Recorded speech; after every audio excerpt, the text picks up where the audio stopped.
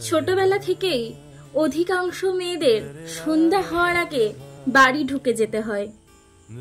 বাড়ির ছেলেটা রাত করে বাড়ি ফিরতে পারলেও বাড়ির মেয়েটাকে আলো নিভে আসার আগেই বাড়ি ফিরতে হয়।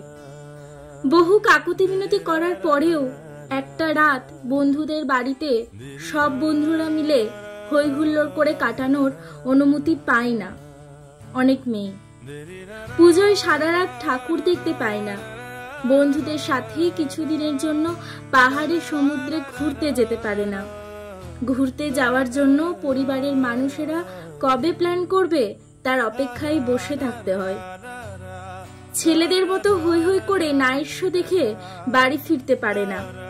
বন্ধুরা মিলে শহরের মধ্যে কোথাও দেখা করে একটা দিন কাটানোর প্ল্যান হলে সেখানেও জবাবদিহি করতে হয়। কতজন মেয়ে যাবে? ছেলেরাও আসবে। বিয়ের পর ঘুরিস নিজের বরের সাথে, এখনো তো উঠতে হবে না।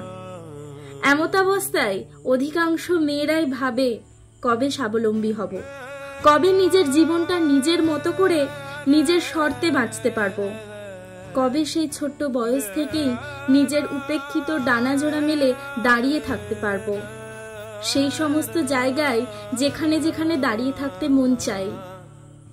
আজ না হোক কাল ওরা ডানা মেলবেই। সারা রাত ঠাকুর দেখবে, বন্ধুর বাড়িতে যাবে।